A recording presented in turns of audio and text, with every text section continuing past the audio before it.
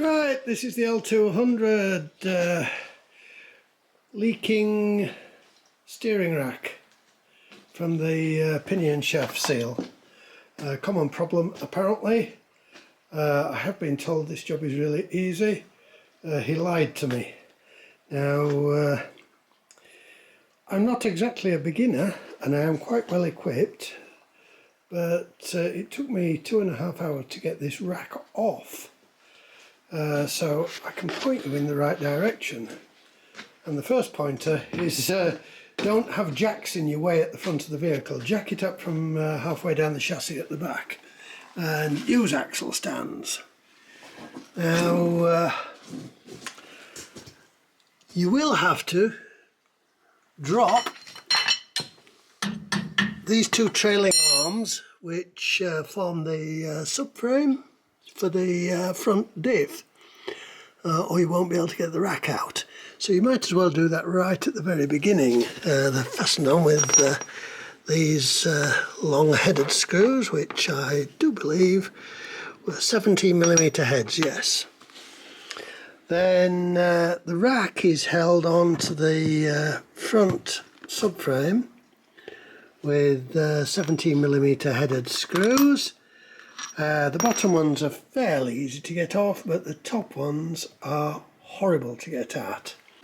Well, I've just put the rack back on and I can report that it is so much easier to do with this subframe dropped. I managed to get onto those really difficult bolts with a deep 17mm socket, so that was easy. I managed to reach up and get the flare nuts back on with the 17mm open-ended spanner. Now, once you've loosened it, there are two hydraulic pipes on the rack to undo. You don't need to undo any of these ones. They're on the side of the pinion shaft housing. I think they had 14mm heads, and they've got little O-rings on the end, I think. So don't lose them. You do have to take the offside. This is a right-hand drive, so it's the right-hand side track rod end off. You don't need to take the left one off, but I was changing it anyway.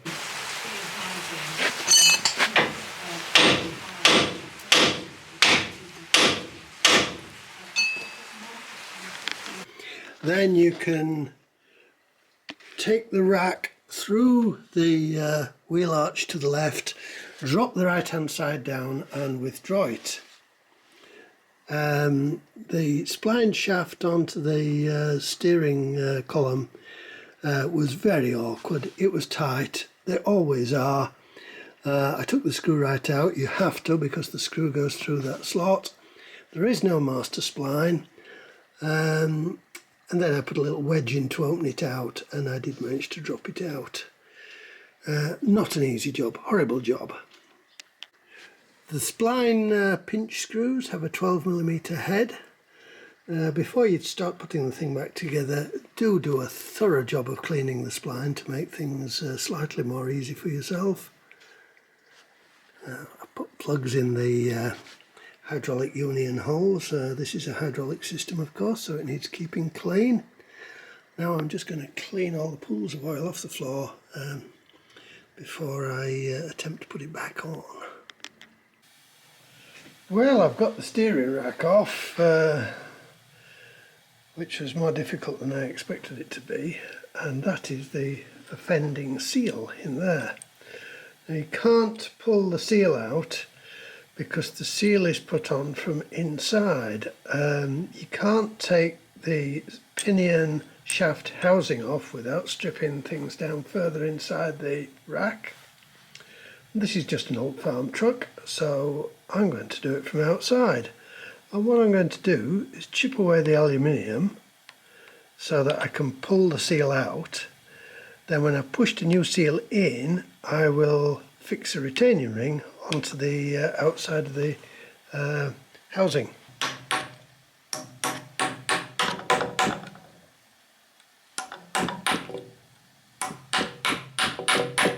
Keeping everything as clean as possible, I'm pulling the old seal out with a wood screw and a slide hammer. Just clean the rubbish off first. There we are.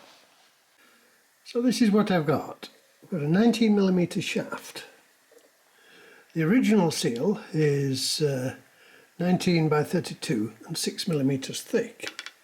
I've managed to procure an 18mm seal, which will be a good tight fit on that 19mm shaft. That one is 7mm thick, but this one is 10mm thick.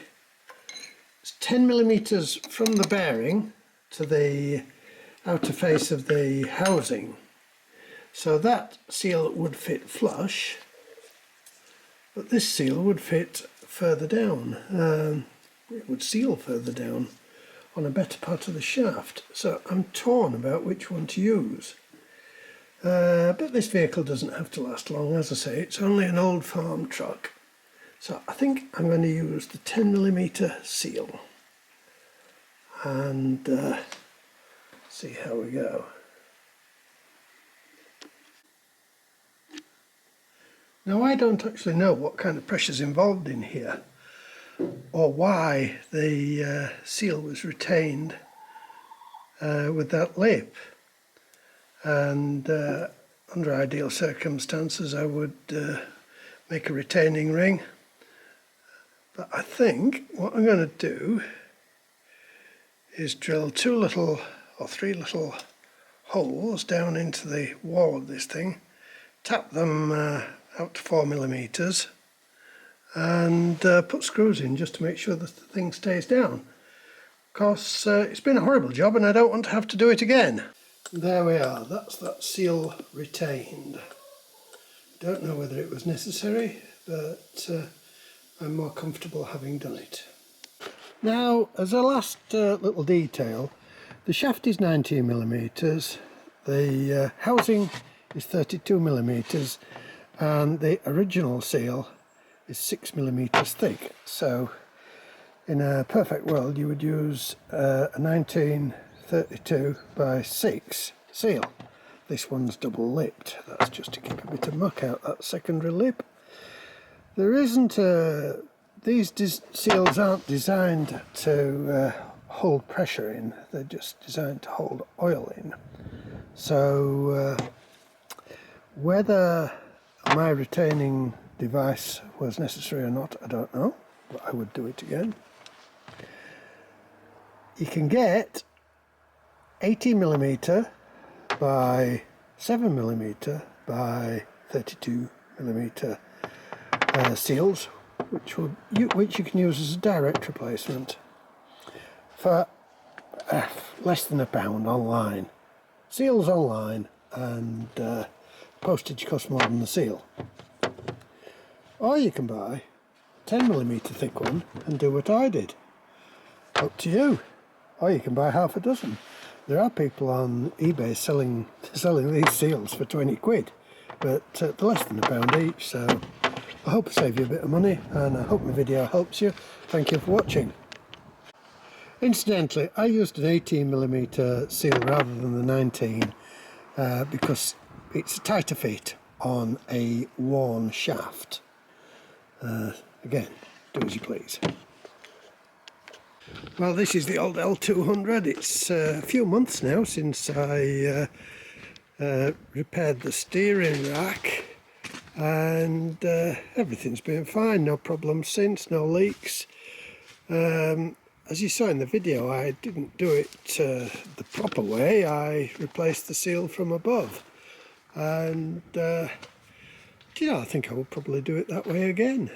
I have found since that you can take that housing off without too much trouble.